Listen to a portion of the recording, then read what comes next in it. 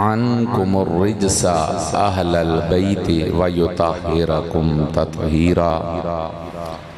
صدق اللہ مولانا العظیم، صدق وبلغنا رسولہ النبی الامی الحبیب الکریم۔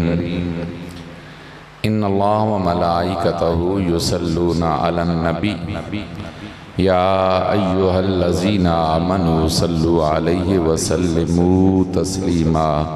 اللہم صل وسلم علی سیدنا ومولانا محمد وعلى آل سيدنا ومولانا محمد وبارك وسلم وصل عليه۔ الصلاة والسلام عليك يا سيدي يا رسول الله وعلى آلك وأصحابك يا سيدي يا حبيب الله۔ الصلاة والسلام عليك يا شفيع المذنبين وعلى آلك وأصحابك يا رحمة للعالمين۔ عزت و تکریم کے لائق معزز و محتشم برادران اسلام، بحمد اللہ رب العالمین کی توفیق سے ہم اس کے مقدس پاک مطہر گھر میں اس کا اور اس کے پیاروں کا ذکر کرنے کے لیے جمع اور حاضر ہیں۔ اللہ کریم ہم سب کی حاضری کو قبول فرمائیں اور پروردگار عالم ہماری اس حاضری کے تصدق میں کل قیامت کے دن ہم سب کو رسول اللہ صلی اللہ علیہ وآلہ وسلم اور آپ کی اہل بیت کی شفاعت عطا فرمائے۔ پروردگار عالم نے کرم کیا، ہم اس کے گھر میں اس کے محبوب بندوں کے تذکرے کے لیے جمع ہوئے۔ ذکر الصالحین عبادہ، کہ صالحین کا ذکر عبادت ہوتا ہے، اور مضامین قرآن جو ہیں وہاں جہاں توحید کا ذکر ہے، رسالت کا ذکر ہے، احکام آخرت کا ذکر ہے، وہاں پر قرآن کا ایک اہم ترین مضمون اور موضوع وہ صالحین اللہ کے پیاروں کے تذکروں پر بھی مشتمل ہے۔ قرآن کا ایک کافی بڑا حصہ قصص پر مشتمل ہے، جس میں اللہ نے اپنے پیارے بندوں کے تذکرے کیے ہیں۔ بہت ساری آپ کو صورتیں ایسے ملیں گی کہ جو صورتیں اللہ کے کسی پیارے بندے کے نام سے موسوم ہیں۔ اس لیے اللہ کے نیک بندوں کا تذکرہ یہ قرآن کا ایک موضوع ہے، اور اس تذکرے میں بیٹھنا اللہ کی بارگاہ میں عبادت شمار کیا جاتا ہے۔ میں شاید آج تقریر نہیں درس عرض کروں آپ کی خدمت میں۔ اگر آپ کسی موقع پہ اونچی سبحان اللہ کہیں تو بہت اچھی بات، نہیں کہیں تو میرا ایک مطالبہ ضرور ہے کہ جو میں گزارشات عرض کروں آپ ان کو سمجھنے کی کوشش کریں۔ قرآن مجید فرقان حمید کی جو آیہ مبارکہ میں نے آپ کی خدمت میں تلاوت کرنے کا شرف حاصل کیا ہے، اس آیہ مبارکہ میں اللہ رب العالمین نے خاندان رسول صلی اللہ علیہ وآلہ وسلم اہل بیت اطہار کی عظمت، شان اور شرف کو بیان فرمایا ہے۔ خاندان رسول وہ عظمتوں والا خاندان ہے کہ جن کی عظمت، کرامت، شرافت، تقوی، محبت قرآن نے بھی بیان کی ہے اور رسول اللہ صلی اللہ علیہ وآلہ وسلم نے اپنے فرمودات میں بھی بیان کی ہے۔ حضور رحمت عالم صلی اللہ علیہ وسلم نے جو امت کو تلقین فرمائی ہے اس کے اندر یہ بات کئی ایک مواقعوں پر حضور نے اپنی اہل بیت کے متعلق ارشاد فرمایا لوگوں میں تم میں دو چیزیں چھوڑ کے جا رہا ہوں، یہ کبھی آپس میں جدا نہیں ہوں گی یہاں تک کہ حوض کوثر پر آ کر مجھے ملیں گی، اور فرمایا ایک ہے ان میں اللہ کی کتاب اور دوسری ہے اہل بیت اطہار، رسول اللہ کا گھرانہ۔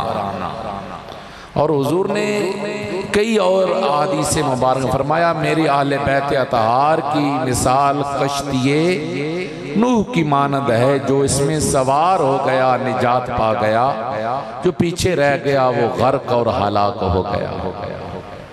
ان کی محبت کا درس خود رسول اللہ صلی اللہ علیہ وآلہ وسلم نے دیا۔ جو آیہ مبارکہ پڑھی گئی اس آیہ مبارکہ کے اندر اہل بیت اطہار کی طہارت کا ذکر ہے۔ ارشاد باری تعالیٰ ہے انما یرید اللہ لیذہب عنکم الرجس اہل البیت ویطہرکم تطہیرا، کہ اے آل بیت نبوت اللہ نے تم سے ہر طرح کی ناپاکی کو دور کرنے کا اور تمہیں مکمل پاک کرنے کا ارادہ فرمایا ہے۔ اصل ہمارے ساتھ ہاتھ ہوا ہے، ہاتھ یہ ہوا ہے کہ لوگوں نے راگ میں، ترنم میں، سروں میں کربلا کو بیان کیا، ہماری قوم کو اس راہ پہ لگایا۔ اب جب اس پٹری پر اہل سنت فل سپیڈ سے دوڑنے لگے تو جنہوں نے اس پٹری پہ لگایا تھا وہ دوسری پٹری پہ چڑھ گئے۔ آج اگر آپ سوشل میڈیا اٹھائیں تو جو کلپ ملین کے اندر دیکھے جانے والے ہیں، دیگر مکتبہ فکر جن کا میں اشارہ کر رہا ہوں ملین میں، لاکھوں میں دیکھے جانے والے ہیں، ان میں کوئی بھی ذاکر کی سر والا نہیں ہے، ان کے علماء کی ہیں، اور جیسے میں سادہ انداز میں بات کر رہا ہوں ایسے ہی وہ عقائد اور نظریات پر سمجھنے سمجھانے کی۔ اور ہم ڈھونڈتے ہیں پاکستان میں کہ کہاں سے کوئی ایسا ملے، اور آپ نے اندازہ لگایا بھی ہوگا جو کان پہ ہاتھ رکھے اور ایک طرف سے کبھی گھوڑے کو آگے لے جائے کبھی پیچھے لے جائے اور وہاں گھوڑے کو چلانے کے اندر ہی وہ آدھا گھنٹہ گزار دے۔ میرا ایک سادہ سا سوال ہے، اس بات کے اندر تو کوئی شک و شبہ نہیں کہ واقعہ کربلا ہوا، یہ ایک حقیقت ہے، اس کا انکار کوئی بے وقوف کر سکتا ہے۔ اس بات میں بھی کوئی شک و شبہ نہیں کہ کربلا کی سرزمین پر ظلماً خاندان رسول صلی اللہ علیہ وسلم کا قتل عام کیا گیا، اس میں بھی کوئی شک بے وقوف کر سکتا۔ اسی طرح اس بات میں بھی کوئی شک نہیں کہ یہ سارا کا سارا ظلم یزید کی ایما پر کیا گیا، اس کے حکم پر کیا گیا، اس کے اشاروں پر کیا گیا، یزید اس سے بری و ذمہ نہیں ہے۔ یہ وہ حقائق ہیں جن کا انکار کوئی پاگل اور بے وقوف آدمی کر سکتا۔ لیکن یہ معاملات کہ آپ ایک بندے کو موضوع دے دیں کہ جناب آپ نے حضرت علی اکبر کی شہادت 1.5 گھنٹہ بیان کرنی ہے، وہ جھوٹ بولے۔ ایک کو آپ موضوع صرف دے دیں حضرت علی اصغر کی شہادت اس نے بیان کرنی ہے تو وہ پورا سال واقعات گھڑے گا، اور جھوٹ چاہے نبی کی ذات کے متعلق ہو، چاہے خدا کی ذات کے متعلق ہو، یا کسی بھی اللہ کے پیارے کی ذات کے متعلق ہو، جھوٹ بہرحال جھوٹ ہوتا ہے، وہ کبھی بھی باعث ثواب ہو سکتا۔ اس نقطے کو سمجھیں۔ اور کبھی یہ بھی کوشش کر لیا کریں کہ یہ جو صاحب اتنے ترنم سے اتنا لمبا اٹھا کے بیان کر رہے ہیں، اس کی حقیقت کیا ہے؟ کبھی وہاں جناب منگنیاں کروائی جا رہی ہیں، کبھی وہاں شادیاں کروائی جا رہی ہیں، کبھی جناب گھوڑے کے اگلے پاؤں پکڑوائے جا رہے ہیں، کبھی پچھلے پاؤں پکڑوائے جا رہے ہیں۔ ایک سمپل سی بات ہے، مردوں میں سے آل بیت اطہار اور امام کے رفقا میں سے ایک ذات باقی بچی ہے، اور وہ امام زین العابدین کی ذات ہے۔ انجی گل ہے کہ اور کوئی بچیا بچے تک شہید، حضرت علی اصغر بھی شہید۔ اب امام زین العابدین بیمار ہیں، ان کی جو بیماری ہے، بیمار کربلا بھی انہیں بولا جاتا ہے۔ امام کی جو بیماری ہے وہ اس قابل ہی نہیں کہ آپ میدان کے اندر جا سکیں۔ اور آپ لوگوں کے علم کے اندر ہے یہ بات کہ وہ کوئی جنگیں ایسی نہیں ہوتی تھیں کہ یہاں خیمہ لگا ہوا ہے اور سامنے جنگ ہو رہی ہے۔ کم از کم 2 سے 3 کلومیٹر کا فاصلہ ہے خیموں کے درمیان اور میدان کے درمیان، اور یہی طریقہ کار ہمیشہ سے جنگوں کا رہا۔ جہاں عورتیں، بچے یا خاندان پیچھے ہوتا، وہ خیمے پیچھے لگے ہوتے اور جنگ کا میدان آگے ہوتا۔ اگر آپ پوری تاریخ پڑھیں تو آپ کو یہ بات کا انداز ہوگا، کبھی بھی ایسا نہیں ہوا کہ میدان کے اندر خیمے لگا دیے جائیں۔ اب یہ بات تو سمجھ میں آ گئی کہ پہلی چیزیں آ کر امام پاک نے بیان کیوں، لیکن پوچھنے والوں سے، بیان کرنے والوں سے اتنا تو پوچھئے، یہ کربلا کی آپ جو دوربین لگا کے بیان کر رہے ہیں، ان واقعات کو تجھ تک کس نے پہنچایا ہے؟ یہ سوال ہے۔ امام زین العابدین بیمار ہیں، اور پھر بچتا امام حسین آخری ہیں جو شہید ہو گئے۔ اس کے بعد یہ نام لے کر کے قتل کرنے والا پہلے خلیفہ کا بھانجا تھا، فلاں تھا فلاں تھا۔ یہ بات تجھ کو کوفیوں نے بتائی ہے یا امام کے پاک نے بتلائی ہے؟ یہ سوال بنتا ہے کہ نہیں بنتا؟ ان میں سے عورتوں کو سنبھالنے والی سیدہ طیبہ طاہرہ حضرت سیدہ زینب ہے، خاندان کی پیچھے کفالت کرنے والی، انہیں حوصلہ دلاسا دینے والی امام پاک کی ہمشیرہ محترمہ ہے، لیکن ان کے تقدس کے مطابق نہیں ہے کہ وہ سامنے جائیں۔ اور یہ بات ذہنوں میں رکھیں کہ آل بیت اطہار کی محبت تجھ سے تقاضا کرتی ہے کہ خدا کی عزت کی قسم، کربلا کا مقام ہو یا مدینہ المنورہ ہو یا کوفہ کا بازار ہو، کبھی رسول اللہ کی بیٹیوں کی یہ حالت نہیں ہوئی کہ انہوں نے اپنے سر سے دوپٹوں کو اتارا۔ اور محبت آل بیت تو اس سے بھی تقاضا یہی کرتی ہے کہ تیری بیٹی کے سر پہ رہے، شرم و حیا کا وہ پیکر رہے، نہ کہ وہ گلیوں کے اندر پھرے۔ اس لیے میرے بھائیوں کچھ حقائق ہیں، ان کو سمجھ کر ہمیں اپنے دل میں بسانے کی ضرورت ہے۔ ارشاد باری تعالیٰ ہے، اے آل بیت نبوت، اللہ نے تم سے ہر طرح کی، ہر رجس، ظاہری ناپاکی کو بھی بولا جاتا ہے، باطنی ناپاکی کو بھی بولا جاتا ہے۔ ظاہری ناپاکی کیا ہے؟ خون کپڑے پہ لگ گیا، یہ ظاہری ناپاکی ہے۔ پاخانہ لگ گیا، ظاہری ناپاکی ہے۔ گندی نالی کا پانی پڑ گیا، یہ ظاہری ناپاکی ہے۔ اللہ فرما رہا ہے یہ جو رجس کے اوپر الف لام ہے، یہ الف لام جنسی ہے، اور جنسی کا مطلب ہوتا ہے کہ تمام جنس کی ناپاکیوں کو اللہ نے تم سے دور کر دیا۔ یہ نہیں کہ تم ملوث تھے اور تمہیں اس سے نکالا. قرآن نے یہ نہیں کہا. قرآن کہتا ہے لِيُذْهِبَ عَنْكُمْ، اس نے تمہارے قریب ہی نہیں آنے دیا اس چیز کو جو ناپاک تھی، چاہے وہ ناپاکی ظاہر کی ہو چاہے وہ ناپاکی باطن کی. باطنی ناپاکی کیا ہے؟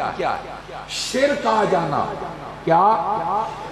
شرک آ جانا، کفر آ جانا، منافقت آ جانا، یہ باطن کی ناپاکی ہے.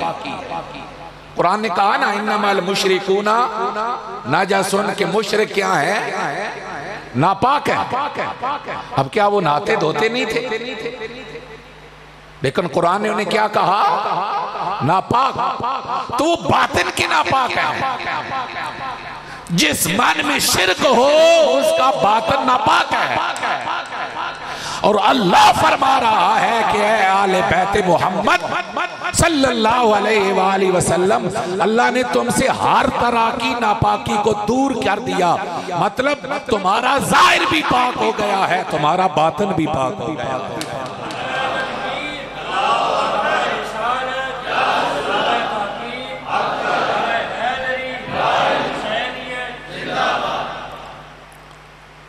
اب اس کا مفہوم مخالف دیکھیں. توجہ ہے. جو آل بیت ہیں ان کے من میں کبھی شرک نہیں آ سکتا کیونکہ شرک ناپاکی ہے. اور جہاں شرک آ جائے، توجہ چاہوں گا، جہاں شرک آ جائے وہ پھر آل بیت نہیں رہ سکتے. وہ آل بیت، یہ بہت عام بات میں نے عرض کر دی. تعلق ڈائریکٹ نبی سے بنتا ہو، نسب کے اندر کوئی شک و شبہ نہ ہو، لیکن اگر من کے اندر ناپاکی آ جائے، شرک آ جائے، خدا کی عزت کی قسم قرآن کہتا ہے نبی کا سگا پتر بھی ہو تو وہ آل بیت سے خارج سے جاتا ہے. یہ لطیفہ نہیں، قرآن ہے.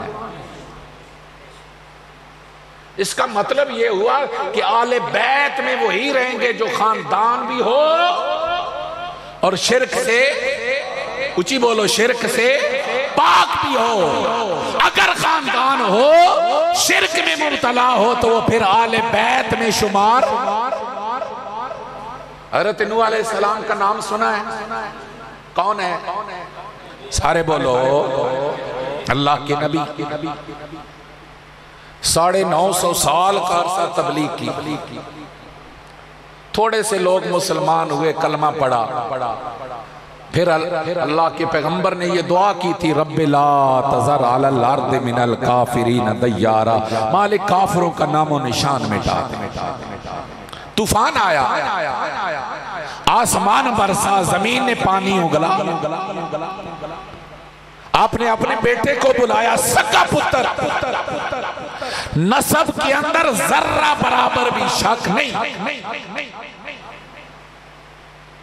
اسے بلایا، بیٹا ہماری کشتی میں آجا، بچ جائے گا. کہنے لگا باپ مجھے تیری ضرورت نہیں، کافروں سے ملا ہوا تھا. کہنے لگا ہم پہاڑ پہ چڑھ جائیں گے، ہم بچ جائیں گے. چلا گیا پہاڑ پر، لیکن جب رب کا عذاب آتا ہے تو پھر کوئی بچا سکتا. طوفان چڑھا، ڈوبنے لگا. جب ڈوبنے لگا تو حضرت نوح کو پکارا، باپ کو پکارا. باپ پھر باپ ہوتا ہے. دل نرم ہوا، رب کے حضور عرض کی، ان ابنی من اہلی.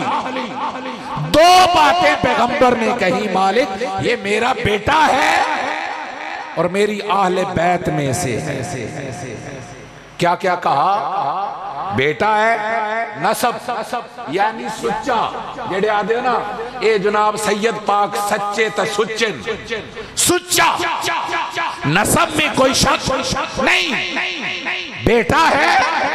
اور دوسرا کیا کہا؟ میری آل میں سے، آل بیت میں ہے. اللہ نے یہ نہیں کہا کہ او پیغمبر یہ تیرا بیٹا نہیں. اگر یہ بات ہو جاتی تو پھر معلوم ہو جاتا کہ اس کا نسب نہیں تھا،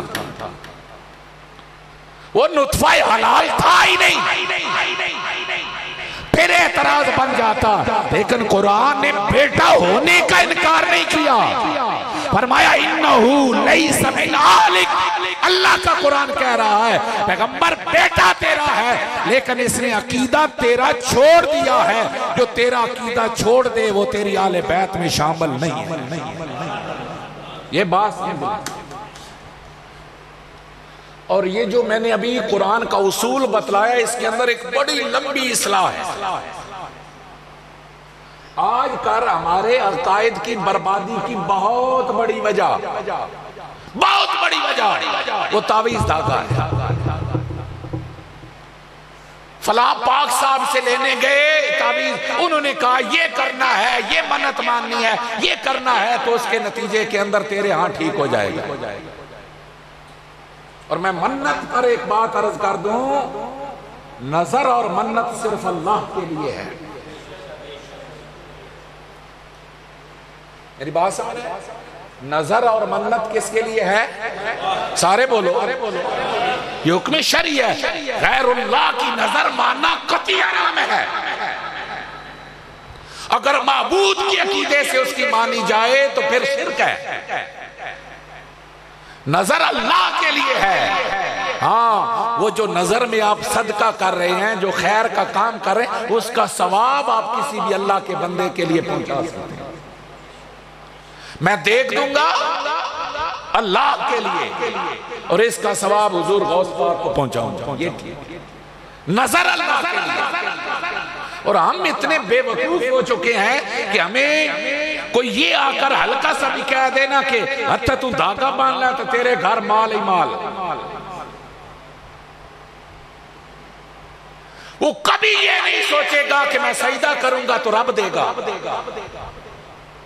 وہ فوراً دوسرے دن یہاں دھاگا باندھے ہوئے تمہیں نظر آ جائے گا کہ اب تو میرے پاس مال و دولت۔ اگر ایسے ہی ہوتا تو سب جھنڈا بھی لگا لیتے، سب دھاگا بھی باندھ لیتے، دنیا میں غریب رہتا ہی کوئی نہ، بے اولاد بھی کوئی نہ رہتا۔ کیوں نہیں یار سمجھ؟ اور اس سے اگلی بات سمجھو، کیا ہندوؤں کے کام نہیں ہو رہے؟ بولو، انانیاں اولادیں کوئی نہیں، مال چوکھا، یہ کافروں کے پاس مال ہم سے زیادہ ہے، اولادیں بھی ہیں، زندگی میں آسائشیں بھی ہیں، خوشیاں بھی ہیں، پریشانیاں بھی کوئی نہیں۔ اور پتہ ہے ان کا نظریہ کیا ہے کہ یہ خوشیاں ہمیں کہیں اور سے نہیں ملی، ہم جو بت کے سامنے جا کر اس پہ دودھ ڈالتے ہیں نا اور منتیں مانتے ہیں، یہ خوشیاں ہمیں وہ بت دے رہا ہے۔ کل تجھے وہ یہ کہے کہ جی خوشیاں لینی ہیں تو ساڑھے بتاں کو لا جا، ادھر چلا جا۔ ہم کیوں بے وقوف ہو گئے ہیں؟ جو بات غلط ہے وہ قطعی غلط ہے۔ اگر ایسے ہی توہمات میں پڑھو گے تو کل تمہیں مشرک اپنے شرک کی طرف لے کر چلا جائے گا، خدا کی بارگاہ کا تمہیں باغی بنا دے گا۔ کیا اس خدا کی ذات سے بھی بڑھ کر کوئی قدیر بات ہے؟ وہ نہ چاہے تو ایک درخت کا پتا بھی نہیں ہل سکتا، وہ نہ چاہے تو کوئی ہوا نہیں چلا سکتا، وہ نہ چاہے تو خدا کی قسم تجھے لقمہ ایک رزق کا تجھے کھلا بھی نہیں سکتا۔ اسے امات میں خوشی دینے والا اللہ، غمی دینے والا، دکھ دے کے انہیں دکھوں کو دور کرنے والا اللہ، اولاد دینے والا اللہ ہے۔ اس لیے ان توہمات میں پڑھ کر اپنا عقیدہ برباد نہ کریں، اور عقیدے کی بربادی کی وجہ وہ بنتے ہیں جو لوگ اسلام سے ناواقف ہوتے ہیں، اور ہم جا کر تعویذ لے کر آتے ہیں جی آل رسول ہے۔ میں نے عرض کر دیا جس کا عقیدہ مصطفیٰ کے عقیدے سے نہ ملتا ہو، وہ سچا سچی لڑی سے کیوں نہ ہو، وہ کبھی آل بیت نہیں ہو سکتا۔ میری بات سمجھے؟ یہ قرآن مجید حمید نے ہمیں ضابطہ اور اصول دے دیا۔ اب آگے چلے، ابو لہب کون ہے؟ بولو یار، حضور کا چچا ہے، رسول اللہ کا چچا ہے، امام الانبیاء کا چچا ہے۔ حضرت عباس کون ہے؟ اچھی بولو، حضور کے چچے ہیں۔ حضرت عباس کی آل عباس کو آل بیت میں شمار کیا گیا ہے، ابو لہب کو آل بیت میں شمار کیوں نہیں کیا گیا؟ ایک سوال ہے۔ اگر صرف رشتہ داری کی بنیاد پر ہی آل بیت بنتے ہیں تو عباس کی اولاد آل بیت ہے، ابو لہب کیوں نہیں آل بیت؟ کوئی بھی آل بیت نہیں مانے گا ابو لہب کو، کیونکہ اس کا عقیدہ محمد کے عقیدے سے نہیں ملتا، اور جس کا عقیدہ مصطفیٰ کے عقیدے سے نہ ملتا ہو وہ رسول اللہ کا قریبی رشتہ دار کیوں نہ ہو، وہ آل بیت۔ یہ ضابطہ ہے۔ اور میرے نبی نے آئیے حدیث مبارکہ حضور نے ایک موقع پر ارشاد فرمایا، سلیمان من اہلی، سلیمان فارسی کا تعلق رشتہ داری میں رسول اللہ سے کوئی نہیں، لیکن خاندان رسول کی خدمت کرنے والا سلیمان، میرے نبی خوش ہوئے اور فرمایا سلیمان بھی میرے آل بیت میں شامل ہے۔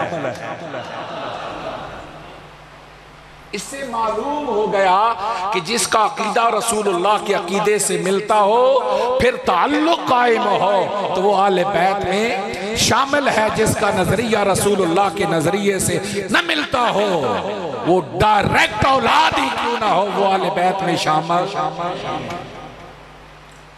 اب یہ آیت مبارکہ جو ہے یہ آپ کو بہت سنائی دیتی ہے، پڑھی جاتی ہے۔ انما، سب بولیے، یرید اللہ لیذھب عنکم الرجس اہل البیت ویطہرکم تطہیرا، اذانوں کے ساتھ بھی آگے پیچھے بھی کثرت سے پڑھی جاتی ہے۔ کبھی آپ قرآن کھولیے، اس آیت کو ڈھونڈیے قرآن میں سے، اس آیت میں آل بیت سے مراد ہے کون؟ وہ کون ہے جن کو اللہ نے ناپاکی سے دور کر کے مکمل پاک کیا ہے؟ وہ کون مبارک ہستیاں ہیں؟ تو جب آپ قرآن کھولیں گے تو جہاں سے یہ رکوع شروع ہو رہا ہے، وہ رکوع کا آغاز ہو رہا ہے، یا نساء النبی لستن کاحد من النساء، اے نبی کی بیویوں تم عام عورتوں جیسی نہیں ہو۔ کتاب کہنا ہو رہا، بولو، رسول اللہ دیاں بیویاں، یہ خطاب رسول اللہ کی ازواج کو ہے۔ آیات پڑھتے جائیں، پہلی 5 آیات ذکر ہو رہا ہے رسول اللہ کی بیویوں کا، اور یہ جو آیہ مبارکہ نے انما یرید اللہ لیذھب عنکم الرجس، یہ کسی مولوی سے، کسی ذاکر صاحب سے محبت سے پوچھنا جناب یہ پوری آیت ہے؟ یہ پوری آیت نہیں، یہ آیت کا آدھا حصہ ہے۔ اس آیت کے اندر بھی اگلے حصے کے اندر جن ذاتوں کا ذکر ہے وہ رسول اللہ کی ازواج، اور بعد والی آیات کے اندر بھی رسول اللہ کی بیویوں کا ذکر ہے۔ اب میں ایک اکثر مثال دیتا ہوں اس کو سمجھنے کے لیے۔ آپ محلہ بلوچاں والے ہیں، چاہے باہر سے بھی آئے، لیکن فی الحال آپ کو محلہ بلوچاں والوں میں شمار کرتے ہیں۔ میں آپ کو کہوں محلہ بلوچاں والوں، آپ مسجد میں آیا کرو، مسجد کی خدمت کیا کرو، مسجد کو آباد کیا کرو، شرم و حیا سے نگاہوں کو جھکائے رکھا کرو۔ اللہ تم کو رحم کرے، تمہیں مکمل پاک کرے۔ لوگوں کے ساتھ ہمدردی کیا کرو، لوگوں کے ساتھ پیار سے رہا کرو۔ یہ میں نے 6-7 جملے بولے۔ مسجد میں آیا کرو، خدمت کیا کرو، نماز پڑھا کرو، مسجد کو آباد رکھا کرو، اللہ تم پہ رحم کرے، اللہ تمہیں آباد کرے، لوگوں کے ساتھ ہمدردی کیا کرو۔ یہ 7-8 جملے ہیں۔ آپ کہیں جناب یہ جو پہلے 4 جملے ہیں نا کہ مسجد میں آیا کرو، خدمت کیا کرو، یہ تو ہمارے لیے ہیں، لیکن یہ جو اگلا جملہ ہے نا، اللہ دعاڑے ترحم کر، اسی رحم دے مستحق نا، ایک کس ہوری محلے آلے واسطہ کوئی مانے گا؟ بولو یار، یہ جتنا کلام ہے، اس کلام کا پہلا استحقاق جن کو پہلی بات کہی جا رہی ہے اللہ تم پہ رحم کرے، تمہیں پاک کرے، اس کا خطاب ہی ہوں گے، کیونکہ کلام سمجھنے کے لیے سیاق و سباق سمجھنے کی ضرورت ہوتی ہے۔ پہلا کیا کہتا ہے، بعد والا کیا کیا کہتا ہے؟ اس آیت سے پہلے بھی رسول اللہ کی بیویاں ہیں، بعد میں بھی رسول اللہ کی بیویاں ہیں، لہذا قرآن نے جنہیں پاک ہونے کا سرٹیفکیٹ دیا ہے اس کا پہلا کوئی مستحق بن رہی ہیں تو رسول اللہ کی ازواج مطہرات۔ آل بیت میں سب سے پہلے اگر کوئی شامل ہے تو رسول اللہ کی بیویاں شامل ہیں، سمجھے؟ لیکن ایک سوال ہے، میں اس کا جواب دیتے ہوئے آگے بڑھوں گا۔ وہ سوال یہ ہے، وہ جو یہاں بولیں گے تو یہ سوال آئے گا اگر کوئی جاننے والا ہوا، وہ کہے گا جناب پیچھے بھی مونس کے صیغے ہیں، پہلے بھی مونس کے صیغے ہیں، لیکن یہاں مذکر کا صیغہ ہے۔ انما یرید اللہ لیذھب عنکم، کم جو ہے نا یہ مذکر کے لیے ہے، تم سب۔ کننا یہ مونس کے لیے آتا ہے، تننا لستننا یہ مونس کے لیے آتا ہے، مخاطب کے لیے آتا ہے۔ بات میری سمجھ؟ اب اصول سمجھیں، جہاں صرف مونس کا ذکر ہو، صرف عورتوں کا ذکر ہو، وہاں صیغہ ہمیشہ مونس کا استعمال کیا جاتا ہے، سمجھ گئے؟ جہاں صرف عورتوں کا ذکر ہو وہاں پہ پھر مذکر کا صیغہ نہیں، وہاں کون سا ہوگا؟ جہاں صرف مردوں کا ذکر ہو وہاں پر بھی صیغہ کون سا استعمال کیا جائے گا؟ مذکر۔ اب وہ جگہ جہاں پر مرد بھی شامل ہوں، عورتیں بھی شامل ہوں،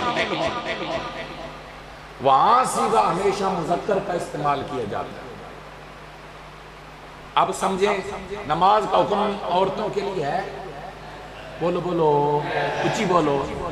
زکوٰۃ کی ادائیگی کا حکم عورتوں کے لیے ہے، قرآن میں کہیں پر بھی دیکھ لیں مونس کا صیغہ نہیں ہے۔ اقیموا الصلاۃ وآتوا الزکاۃ مذکر کے صیغے ایسے۔ یا ایھا الذین آمنوا، ایمان والوں میں عورتیں شامل ہیں، بولو یا۔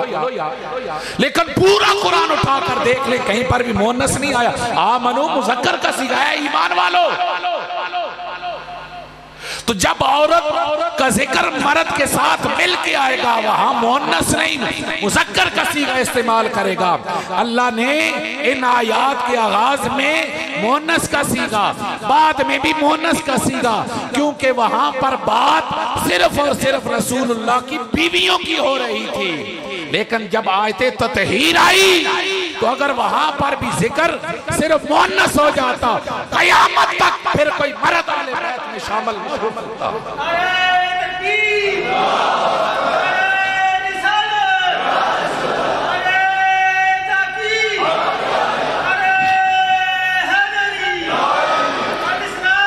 اس بات کو سمجھیں اور تھوڑا سمجھیں، جہاں مونس کا صیغہ ہو مرد شامل نہیں ہو سکتا، جہاں مذکر کا صیغہ ہو مونس شامل ہو سکتی ہے۔ اگر قرآن یہاں بھی کہہ دیتا انما یرید اللہ لیذھب عنکن، پھر قیامت تک کے لیے کوئی بھی مرد آل بیت میں شامل نہ ہو سکتا۔ اللہ نے قوم کہہ کر بتلا دیا نبی کی بیویوں تم بھی آل بیت ہو، مصطفیٰ کا داماد علی بھی آل بیت ہے، حسن و حسین بھی آل بیت ہے۔ اگر کننا ہی رہتا تو پھر کوئی مرد شامل نہ ہوتا، صرف بیویاں ہی شامل رہتی۔ اللہ نے قوم کہہ کر، کیونکہ سب خاندان کی بات ہو رہی تھی اور خاندان میں پھر مرد بھی شامل ہونے والے تھے، اس لیے اللہ نے یہاں پر ذکر قوم کا کیا۔ لیکن اگر کوئی یہ کہے کہ اس سے مراد رسول اللہ کے ازواج مطہرات نہیں، اس جتنا بے وقوف کوئی نہیں، یہ آیت ڈائریکٹ رسول اللہ کی بیویوں کے حق میں ہے۔ اس لیے مسلم کی حدیث مبارکہ ہے، اللہ کے محبوب صلی اللہ علیہ وسلم تشریف فرما ہے، چادر لی ہوئی ہے، امام حسین آئے، میرے نبی کے جگر کا ٹکڑا ہے، پیار سے بولو، اور خدا کی قسم امتوں کے اندر میرے حسین جیسا کوئی تاریخ ڈھونڈتی ڈھونڈتی تھک جائے گی۔ میں حضرت حسین کو سلام عقیدت پیش کرنے لگا ہوں، ذرا پیار سے سنیے گا، تاریخ ڈھونڈتی ڈھونڈتی تھک جائے گی، نہ کوئی پہلوں میں حسین جیسا آئے گا، نہ کوئی بعد والوں میں حسین جیسا آئے گا۔ حسین وہ ہے جسے میرے نبی نے فرمایا حسین منی وانا من الحسین، حسین مجھ محمد سے ہے، میں محمد حسین سے ہوں۔ آقا حسین تمہارا بیٹا، لیکن آپ کیسے حسین سے؟ فرمایا میرا وجود میرے دین سے ہے۔ سن لو، دین پہ جب بھی مشکل وقت آئے گا یا حسین خود کھڑا ہوگا یا حسین کا کردار اور وہ حسین جسے میرے نبی نے فرمایا کہ اگر جنتی جوانوں کا کسی نے سردار اس زمین پہ چلتے دیکھنا ہو تو وہ میرے حسن کو دیکھے، میرے حسین۔ اور اگر اقبال، حضرت اقبال کی زبان بتلاؤں تو اقبال کہتا ہے کہ حسین کون ہے؟ مزہ لیجئے، اقبال کمال انسان ہے، کیا خوبصورت جملے کہے۔ شعر کہتا ہے درمیان امتاں کیواں جناب، درمیان امتاں کیواں جناب، ہم چی حرف قل هو اللہ در کتاب۔ اس کا مطلب کیا ہے؟ فرماتے ہیں کیواں کہتے ہیں وہ ستارہ جو ستاروں میں سے سب سے زیادہ روشن بھی ہو اور سب سے زیادہ بلند بھی ہو۔ پیار سے اور پیار سے، جو ستاروں میں سے روشن بھی ہو سب سے اونچا بھی ہو۔ اقبال کہتا ہے ساری امتوں میں حسین ایسا ہے جیسے چمکتا ہوا ستارہ جو سب سے روشن بھی سب سے بلند بھی۔ حسین کو دیکھو گے ساری امتوں میں سے بلند بھی نظر آئے گا، سب سے زیادہ روشن بھی نظر آئے گا۔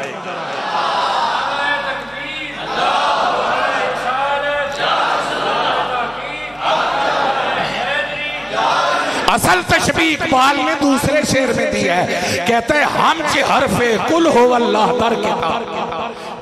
حسین امتوں میں ایسا ہے جیسے قرآن کے اندر سورہ قل هو اللہ۔ پیار سے کیا مطلب؟ اس کی متعدد تشریحات کی گئی۔ قل هو اللہ جیسے کتاب میں پہلا مطلب یہ ہے، پورا قرآن اٹھائیں تو بہت سارے الفاظ آپ کو ملتے جلتے نظر آئیں گے۔ یا ایھا الذین آمنوا کئی مقامات پہ، اقیموا الصلاۃ کئی مقامات، اور بہت سارے واقعات کئی مقامات، لیکن پورا قرآن اٹھائیں اس انداز میں توحید قل هو اللہ احد اللہ الصمد لم یلد ولم یولد ولم یکن لہ کفوا احد۔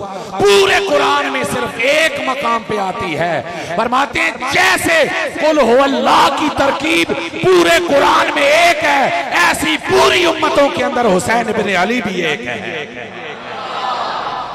اور دوسری وجہ وہ اس سے زیادہ مزے کی، فرماتے ہیں اقبال نے یہ تشبیہ کیوں دی؟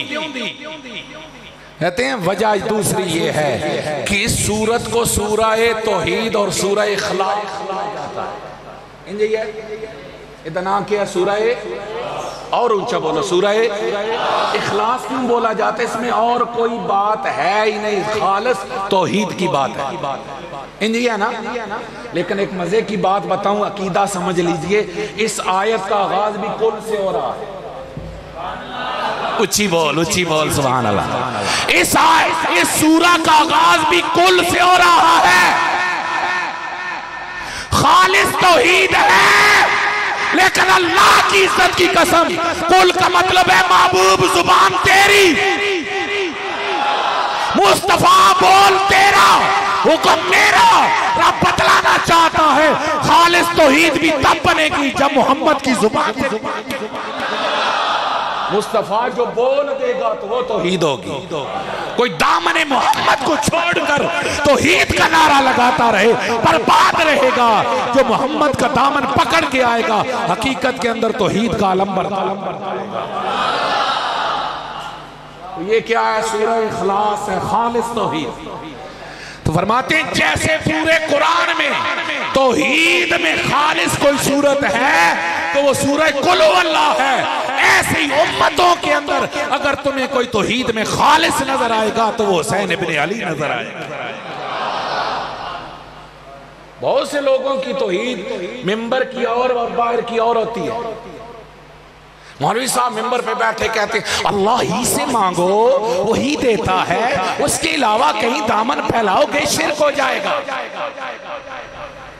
کسی اور کو سہارا مت مانو۔ یہ بات ہم نے ممبروں پر کی، اور جب ممبر سے اترے باہر گئے تو جناب تھوڑا چندہ دے دیجئے گا، حالات خراب ہیں، مدرسہ کمزور ہے۔ سعودیہ سے یہ بڑی آوازیں آتی تھی اللہ ہی سے مانگو، لیکن جب کویت نے شکنجہ دیا اور ادھر سے صدام آیا تو اسی وقت آوازیں اٹھی تھی المدد یا امریکہ۔ بھول گئے توحید کو، کام مولوی کی توحید ممبر کی اور بازار کی اور، لیکن حسین وہ ہے جو توحید کا نعرہ وہ مدینہ میں لگائے گا، وہی توحید کا نعرہ کربلا۔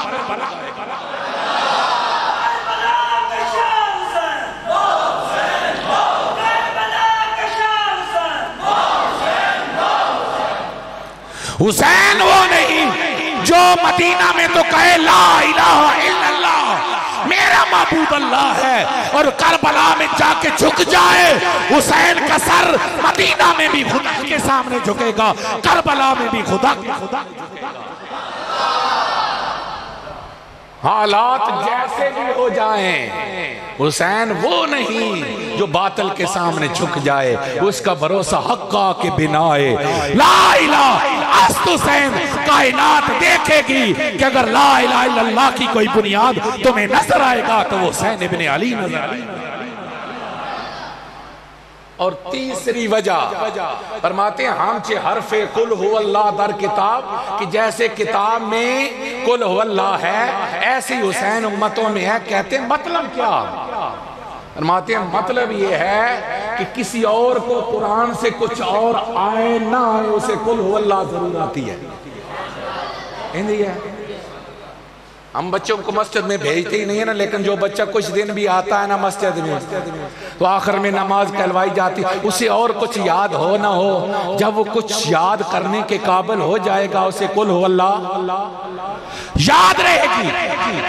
اپنے تو اپنے رہے، غیروں سے بھی پوچھو تو بے شمار غیر مسلموں کو بھی قل هو اللہ یاد ہوگی۔ یہ قرآن میں اتنی معروف ہے، اپنے پرائے سب جانے۔ فرمایا ہم سے حرف قل هو اللہ در کتاب کا مطلب یہ ہے جیسے کتاب کا کوئی اور حصہ کسی کو معلوم ہو نہ ہو قل هو اللہ کو وہ ضرور جانتا ہے، ایسے ہی اگر کسی کو تاریخ اسلام کا پتہ ہو نہ ہو وہ حسین ابن علی کو ضرور جانتا ہے۔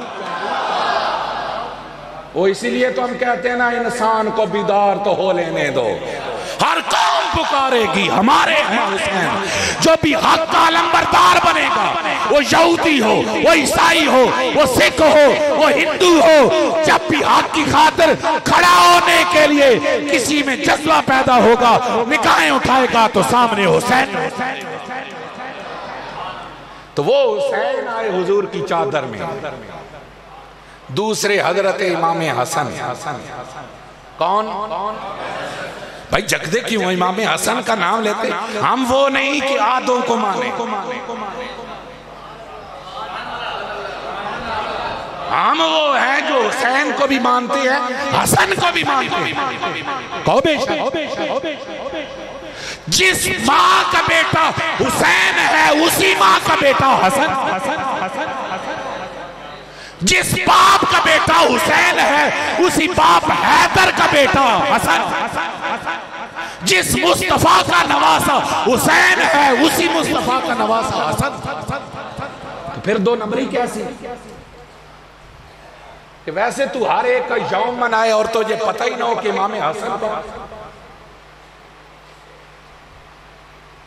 میں اگلے دن پڑھ رہا تھا تو بعض بدبختوں نے یہاں تک لکھا ہے مذل المومنین کہ معاذ اللہ حسن تو جو اہل بیت کی محبت کے علمبردار لوگ بنے پھرتے ہیں ان میں نہیں۔ میں اس کی وضاحت بھی نہیں کر سکتا۔ اللہ کی عزت کی قسم بے شمار ایسی حدیث ہے جن میں میرے نبی نے صرف حسن کا نام لیا اور مخاطب کرتے ہوئے فرمایا زمین پر اگر کسی نے جنت کے جوانوں کا سردار دیکھنا ہو تو میرے بیٹے حسن کو دیکھنا۔ وہاں پر امام حسین کا نام نہیں ہے. بہت ساری حدیث ایسی ہیں جن میں صرف امام حسن کا نام. اور حسن وہ ہے کہ میرے نبی نے ارشاد فرمایا لوگو یہ جو میرا بیٹا حسن ہے نا یہ سر سے لے کر دھڑ تک مجھ محمد کی تصویر ہے. اور فرمایا یہ جو میرا بیٹا حسین ہے یہ دھڑ سے لے کر قدم تک مجھ محمد کی شبیہ ہے. آل محبت کہتے ہیں حسن حسین کو ملا کے دیکھو تو محمد کی تصویر نظر آ جائے. اور میں نے شاید میرا خیال ہے کل بھی میں نے اشارہ کیا, میں پھر اشارہ کر رہا ہوں. حسن شبیہ ہے سر سے دھڑ تک, حسین شبیہ ہے دھڑ سے پاؤں تک. اوپر والے دھڑ میں ہاتھ, نیچے والے دھڑ میں پاؤں.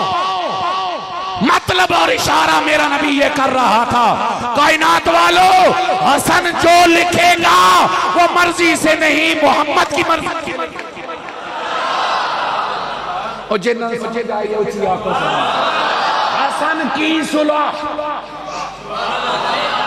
او ہم آل بیت کے ساتھ اچھی بول ہماری محبتیں آل بیت کے ساتھ, ہمارا کوئی تعلق نہیں اس سے جو آل بیت کے خلاف. ہماری زندگی آل بیت کے نام پہ قربان, لیکن جدھر آل بیت حق ادھر ہے. ہم وہ نہیں کہ جو آدھا حق مانے. ہم کہتے ہیں انہوں نے ساری زندگی حق پر گزاری, انہوں نے ساری زندگی علی 10 سال میں کہے نا آقا تیرے نام پہ قربان, 10 سال میں کہے علی تب بھی حق, علی تب بھی. اور اگر ہجرت کی رات مصطفیٰ کے بستر پہ سوئے علی تب بھی. اگر غزوہ بدر میں نبی کا جھنڈا لے کے کافروں کا سر قلم کرتا نظر آئے علی تب بھی. اور اگر احد کے میدان میں علی مصطفیٰ کے سامنے دیوار بن کے کھڑا ہو تب بھی علی. اور اگر خندق کے میدان میں عمر بن عبد ود کا سر قلم کر کے نعرہ تکبیر لگائے علی تب بھی. اچھی بولو علی تب بھی. اور اگر خیبر کا میدان ہو مرحب کا سر قلم کرے اور قلعہ کموز کو اٹھا کے پرے پھینکے اور صحابہ کہے ہم نے 70 آدمیوں نے مل کے کموز کا دروازہ اٹھانا چاہا ہلا نہ سکے, ہم نے کہا علی تو نے اکیلے کیسے اٹھا لیا, ہاتھ میرے تھے طاقت خدا کی خدا کر رہی تھی. علی خیبر میں کھڑا ہو شیر بن کے تو علی تب بھی اچھی بولو علی تب بھی. اور اگر غدیر اچھی سبحان اللہ. میں چاہتا ہوں میں اس کی بھی وضاحت کر دوں, بہت سے مروڑ ہیں اس کے اندر. وہ ایک شعر پڑھا گیا تھا ہمارے سنی نے پڑھا تھا, بظاہر وہ سنی ہے پتہ نہیں کیا بلا ہے. ادھر چک نظام پول پہ کیونکہ وہ ملین میں دیکھا گیا, ورنہ میں کسی آپ کو پتہ ہے کبھی ہم نے اشارہ بھی نہیں کرتے, بات کر دیتے. اس لیے میں حاکم نے پڑھا تھا, ہمارا نعت خان ہے. وہ منقبت یہ تھی کہ حسین کو حسین مان لو, یہ منقبت. اس کا تیسرا شعر اس نے پڑھا تھا کہ غدیر خم پہ ہوا یہ اعلان کہ علی کو جان نشین مان لو. یہ عقیدہ اہل سنت کے خلاف ہے, یہ نظریہ اہل سنت کے خلاف ہے. ہم غدیر خم کی ساری حدیث کو ٹھیک مانتے ہیں. ہماری 67 کتابوں میں 67 کتابوں کے اندر یہ غدیر خم والی روایت موجود ہے, اور 150 کے قریب صحابہ اور تابعین نے اس روایت کمزور روایت نہیں ہے, لیکن انسان اس کو پورا پڑھ. حضور آخری حج کر کے واپس پلٹ رہے ہیں, اور آپ کو پتہ ہے وہ راہ کیسے, کچھ آگے لوگ ہوتے ہیں کچھ پیچھے ہوتے ہیں. تو حضور نے غدیر خم کے میدان میں خیمہ لگایا, فرمایا جو آگے ہیں انہیں پیچھے لاؤ, جو پیچھے ہیں انہیں جمع ہونے دو. 1.25 लाख सहाबा का मजमा नबी की खिदमत में हाजिर। हुजूर ने फरमाया मेरे लिए मिंबर बिछा दो। मिंबर बिछा दिया गया। हुजूर के लिए मिंबर बचा तो हुजूर ने उन सब को जो तलकीन की थी पहले दीन की वो बातें की। उसके बाद इरशाद फरमाया या अय्युहन्नास अलस्तु औला बिकुम मिन अनफुसिकुम। ऐ मजमे में जमा होने वाले मेरे सहाबा, मुझे बताओ क्या मैं मोहम्मद तुम्हारी जानों से ज्यादा तुम्हारे करीब हूं? क्या मैं तुम्हें तुम्हारी जानों से ज्यादा प्यारा हूं या कि नहीं? आयत है ना अन्नबी औला बिल मोमिन, उसकी तरफ इशारा। ऐ सहाबा, ऐ लोगों, मुझे बताओ अलस्तु औला बिकुम मिन अनफुसिकुम, क्या मैं तुम्हारी जानों से ज्यादा तुम्हें प्यारा हूं या नहीं? सब ने कहा कालू बला या रसूल अल्लाह। आका क्यों नहीं, हमारे दिल की धड़कनों में तो आप रहते हैं, हमारी सांसें तो आपके नाम से चलती हैं, हमारा सुबह शाम का तराना तो आपकी जात है। उसके बाद मेरे नबी ने अगला जुमला इरशाद फरमाया, फिर सुन लो, अगर मैं मोहम्मद तुम्हारा प्यारा हूं तो सुन लो, मन कुन्तु मौला फहाज़ा अलीयुन मौला, जिस जिसका मैं मोहम्मद मौला हूं उसका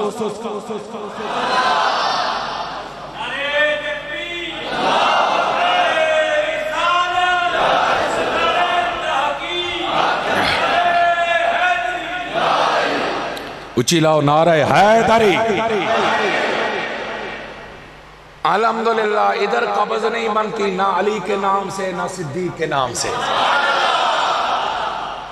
जहां मरोड़ बन जाए सिद्दीक के नाम पे समझ लो रौला, और जहां मरोड़ बन जाए अली के नाम से तो समझो वहां भी रौला। मुस्कुरा के कहो हम अली वाले भी हैं, हम सिद्दीक वाले भी हैं। हुजूर ने फरमाया मन कुन्तु मौला, जिसका मैं मौला उसका अली मौला। मौला अली बोला करो, मौला अली।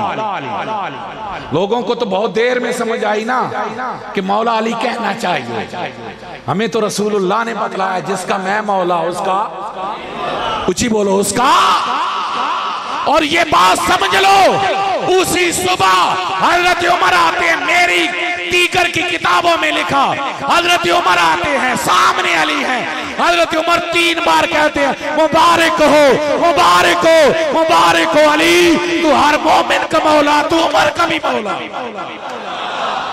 ये मौला उमर ने कहा कि अली तू हर मोमिन का मौला, तू मेरा भी मौला। ये फारूक आजम बोल रहे हैं। और इस हदीस का अगला हिस्सा पढ़े, हुजूर ने फिर दुआ की अल्लाह वाले मन वाला हो वादे मन आला हो। अब पहला भी छोड़, बाद वाला भी छोड़, दरमियाने से तू जानशीन का माना निकाल। गलत है, जानशीन के माना के लिए और हजारों लफ्ज मौजूद थे। हुजूर पहले बतला रहे हैं जिसका मैं प्यारा उसका अली प्यारा, और फिर मेरे नबी दुआ कर रहे हैं मालिक जो इनसे प्यार करे, अली से प्यार करे, तू उससे प्यार कर, जो अली से दुश्मनी करे तू उससे दुश्मनी कर। मुकाबले में लफ्ज क्या आ रहा है? अल्लाहुम्मा आदे मन आदा हो, जो अली से दुश्मनी करे तू उससे दुश्मनी कर। तो दुश्मनी किसके मुकाबले में आती है? मोहब्बत के मुकाबले, प्यार के मुकाबले में। तो सुन लो, हमारा मौका ये है कि गदीरे खम के मौका पर मेरा नबी अली का हाथ पकड़ कर अली को मौला कहे तो अली तब भी, ऊंची बोलो अली तब भी हक है, अली तब भी, ऊंची बोलो अली तब भी। और इस तवज्जो चाहूंगा, बड़े मजे की बात है, इस विलायत और मौला होने के ऐलान के बाद ये बात समझे, अगर जानशीनी का ऐलान इसको कोई समझता है तो वो अपना ख्याल खत्म करे। ये मोहब्बत का ऐलान, ये अज़मत का ऐलान है। इस ऐलान के बाद मेरे नबी मदीना पहुंचे और वो मेरे नबी की जिंदगी का आखिरी साल, और मेरे नबी बीमार, और जब बीमार हुए तो मेरे नबी ने मुसल्ले पे जिस जात को खड़ा किया है वो सिद्दीक़ अकबर की जात। ऊंची बोल, किसे खड़ा किया? اور حضرت علی کیا فرماتے ہیں، میں غائب نہیں تھا، میں غیر حاضر نہیں تھا، میں بیمار نہیں تھا، میں وہاں موجود تھا، میری موجودگی میں اللہ کے نبی نے صدیق اکبر کو ہمارے مصلی کا امام بنایا۔ توجہ ہے، جملہ اس سے اگلا ہے، حضور نے صدیق اکبر کو مصلی کا امام بنایا، صدیق پیچھے سامنے کھڑا ہوا تو صدیق کے پیچھے کھڑا علی بھی حاکم۔ اس حصے کو مت نکال۔ ہم پتہ کیا کرتے ہیں، امام حسن، امام حسین، مولا علی، حضور کا زمانہ، پھر چھلانگ لگائی خلافت راشدہ میں چوتھا زمانہ، 3 زمانے کدھر؟ یار یہ سادہ سا سوال ہے، 3 خلفاء کے زمانے میں مولا علی جدھر تھے حق ادھر تھا۔ اگر مولا علی نے صدیق اکبر سے جنگ کی ہے تو ہم پھر بھی ان کے ساتھ ہیں، بول دو یار۔ اگر عمر سے جنگ کی ہے تو ہم علی کے ساتھ ہیں، اگر عثمان سے جنگ کی ہے تو پھر بھی ہم علی کے ساتھ ہیں، لیکن اگر علی ابو بکر کے پیچھے کھڑا ہے تو تب بھی ہم علی کے ساتھ ہیں۔ جس کے ساتھ علی کی سلو اس کے ساتھ ہماری سلو، جو علی کا امام وہ ہمارا امام۔ علی نے ابو بکر کو اپنا امام بنایا۔ اور میرے ایک سوال ہے، یہ 25 سال کی خلافت کا زمانہ ہے، کوئی نئی کلام لا کے دکھا دے اس خلافت کے زمانہ کے اندر حضرت علی نے نماز الگ پڑھی ہو یا جماعت الگ پڑھی۔ اگر الگ نہ نماز پڑھی نہ جماعت کروائی تو پھر سمجھ جاؤ نا، تو سمجھلے آلے ہو مولوی صاحب جھلکی دی آونجا نا بیماری آدھے جو ساجی قریشی صاحب اے مولوی چینج کرو سن کوئی اور دے اسائیں بھگت دے ہاں پوری تاثیر ہوئی۔ او جناب نا 1.5 منٹ جیڑا نا روزانہ لیٹ پپڑ دینا، یہ ایمان کا مسئلہ نہیں ہے۔ اور جہاں تو رولا ایمان کا ہو، اگر تیری نماز اس کے پیچھے نہ ہو جس کے ایمان میں ذرا فرق آ جائے تو کیا علی کی نماز اس کے پیچھے ہو جاتی؟ خدا کی عزت کی قسم پھر مان لے، اگر علی پیچھے کھڑا ہوا ہے تو علی نے مانا ہے ابو بکر بھی حق کا امام، عمر بھی حق کا امام، عثمان بھی حق کا امام۔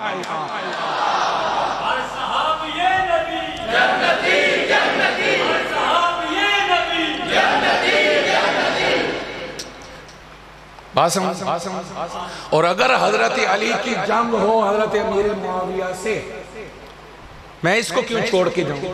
تو ہم علی کے ساتھ ہیں، بولو یار، ہم اچھی بولو، ہم اچھی بولو، ہم علی کے ساتھ ہیں۔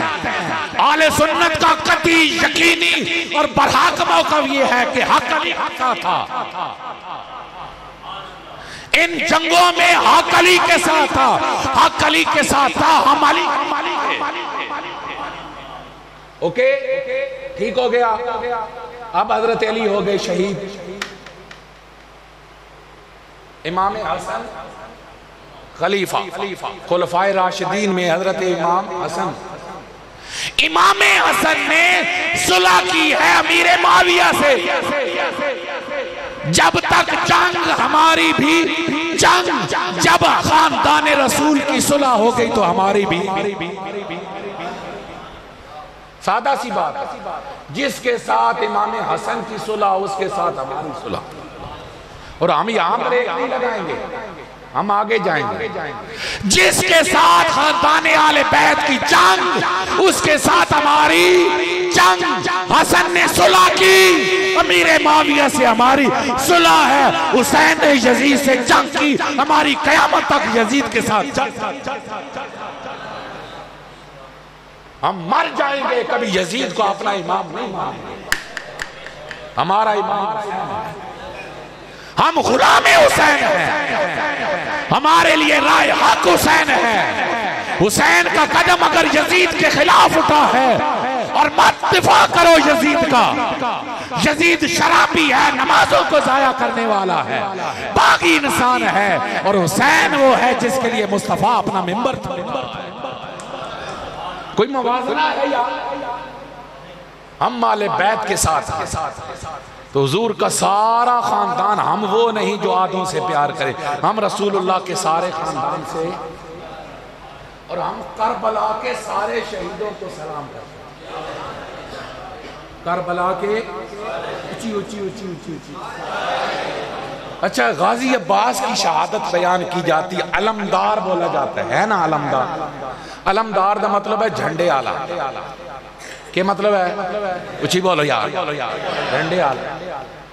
تو غازی عباس کو علمدار اس لیے کہا جاتا ہے کہ کربلا میں خاندان آل بیت میں حضرت امام حسین نے جھنڈا جسے تھمایا ہوا تھا وہ غازی عباس سے.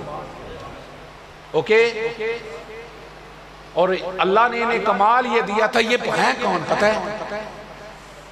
یہ عباس کون ہے؟ مولا علی کے بیٹے ہیں, امام حسین کا وفادار بھائی ہے. یہ دونوں ہاتھوں سے تلوار چلاتے, ایک کٹا دوسرے سے چلائی, اور جب دوسرا کٹا بازو عباس کے کٹے, عباس شہید ہوئے, جھنڈا حسین کا نہیں گرا.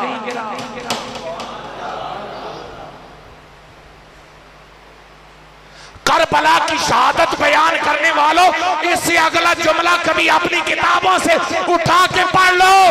جب حضرت عباس شہید ہو رہے تھے تو حضرت عباس سے جھنڈا عباس کے بھائی نے تھاما ہے, اور اس بھائی کا نام عثمان ہے. اچھی بول گا. اگر غازی عباس کا علمدار لگاتا ہے تو کبھی گھر میں حضرت عثمان کا بھی علم لگا دے. کربلا میں حضرت امام حسین کے لشکر کا پہلا علمدار عباس ہے, دوسرا علمدار حضرت عثمان بن علی ہے. عباس کا سگا بھائی, مولا علی کا سگا پتر. اور کبھی کربلا میں شہید ہونے والوں کے نام پڑھ تو امام پاک کی جہاں عباس شہید ہوئے ہیں وہاں امام پاک کا بھائی ابو بکر بن علی بھی شہید ہوا ہے, عمر بن علی بھی شہید ہوا ہے, عثمان بن علی بھی شہید ہوا ہے. تو وہ علی جو اپنے بیٹوں کے نام خلفاء کے نام پہ رکھیں, یہ پیار ہے یا دشمنی ہے؟ اور خدا کی عزت کی قسم اٹھا کے کہہ رہا ہوں, اگر صحابہ کو اٹھاؤ گے تو صحابہ کے گھروں سے خوشبوئے آل بیت آئے گی, اور اگر آل بیت کا تذکرہ چھیڑو گے تو آل بیت کے گھروں سے صحابہ کی محبت کی خوشبو آئے گی. بھائی میں پھر وہ کہہ رہا ہوں, ہم آل بیت سے پیار کرنے والے, جن سے آل بیت نے پیار کیا ہم دشمنی کیوں کریں؟ 12 امام ہیں, ہم معصومیت کے قائل صرف انبیاء ہیں. ہمارے نزدیک عقیدہ معصومیت کیا ہے؟ انبیاء معصوم ہیں, انبیاء کے علاوہ اور کوئی معصوم, باقی سب عزت والے. اور میں اگر محبت سے تھوڑی سی بات کہوں تو امام حسین کا نسب نیچے کو جو چلا ہے وہ امام زین العابدین سے چلا ہے, اور امام زین العابدین کی امی کا نام شہر بانو ہے, اور شہر بانو کے ساتھ حسین کا نکاح خان کون ہے؟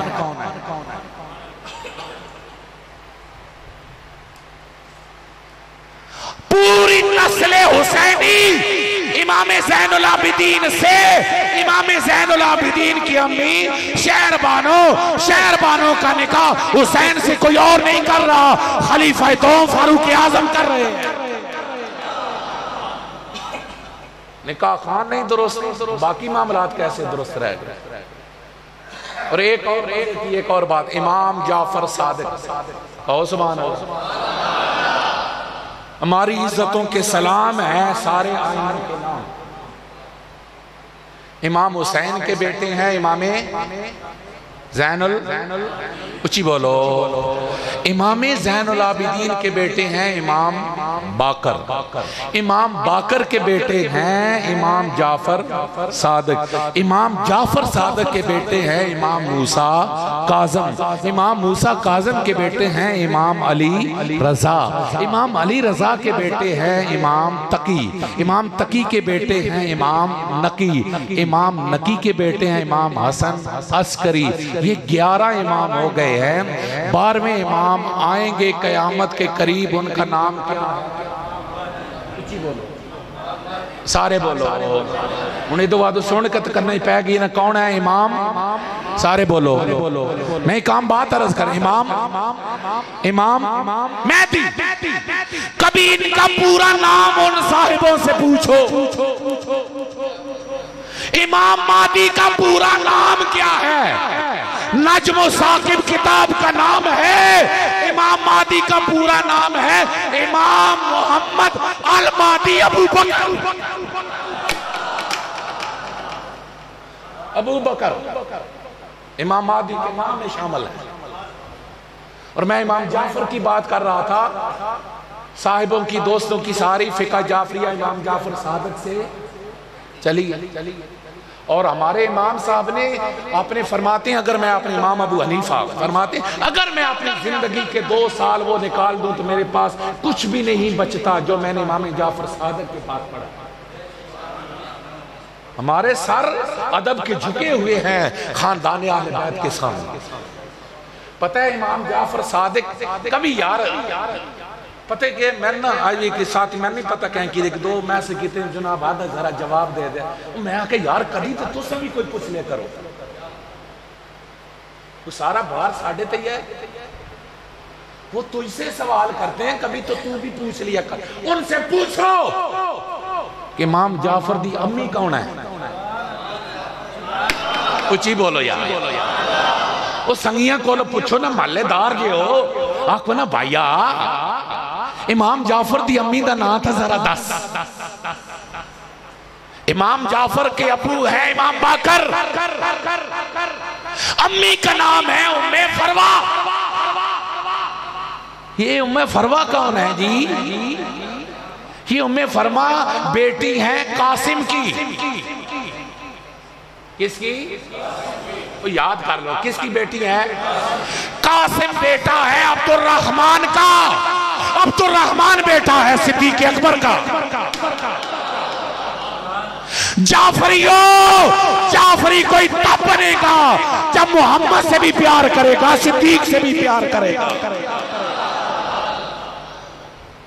اگر باپ کی طرف سے دادا بن رہے ہیں محمد یا علی،